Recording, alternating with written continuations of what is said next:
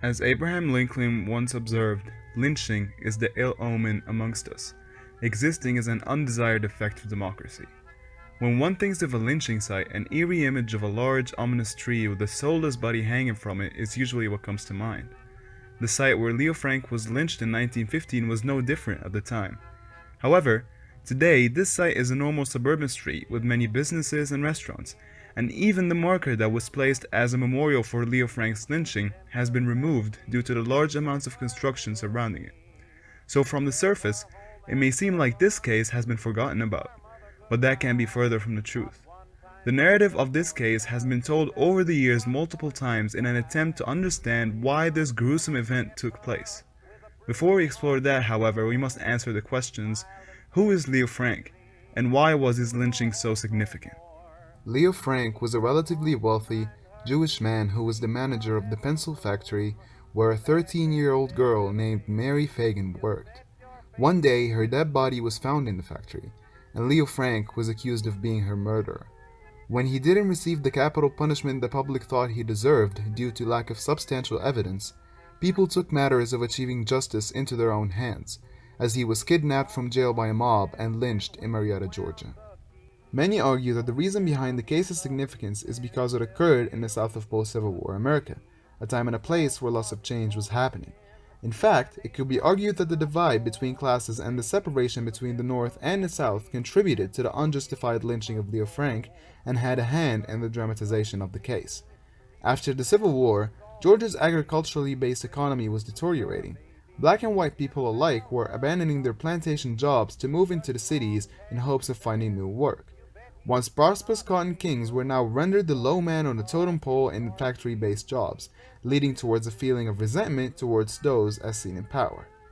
This split in class at the time often led to riots of men who felt taken advantage of by authority, and Frank's position as the superintendent of a factory contributed toward part of the public's hostile feelings towards him. Furthermore, many of these men displaced after the Civil War were ex-Confederate soldiers who still felt that the northern United States to be a rival to their values. This then caused Leo Frank, who was from Brooklyn, New York, to be seen as an alien by the Southern people. In that Leo Frank was a foreigner. Leo Frank was a Yankee. Leo Frank was an industrialist. Leo Frank was a Jew. In the present time, the divide between the North and the South of the United States that arguably might have led to the unjustified lynching of Leo Frank still, to a certain extent, exists. This is because the Confederate flag still flies high today in Marietta, Georgia, as there is a large graveyard dedicated to just Confederate soldiers. So it could be seen that even today, 150 years after the Civil War, pride in the Southern heritage of Marietta is still prevalent. As for the reasons for Leo Frank's lynching, it could also be argued that racism is one of those reasons. This is because even though Frank was Jewish, his fair skin, his managerial position in the pencil factory, and his wealth were enough to make people think of him as a white man. Small shop owners became large shop owners, and the first Jewish merchants, the German Jewish merchants, the Seligs, the Montags, the Riches, became prominent Atlanta citizens. They were part of the upper crust. On the other hand, Jim Conley, who was the other suspect in the case, was a black, uneducated man with a criminal record.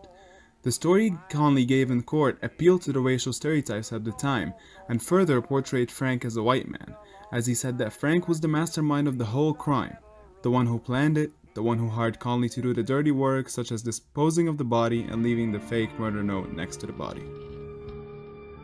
The detectives were completely satisfied that he couldn't have come up with this story out of his imagination, this ignorant darky, who must now finally be telling the truth after skillful interrogation by these Atlanta policemen.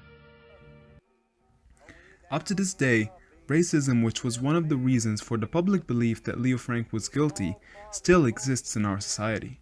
This is because all throughout Atlanta, and the United States as a whole, white people occupy most of the managerial positions in companies and businesses, while black people are only employed as workers or laborers.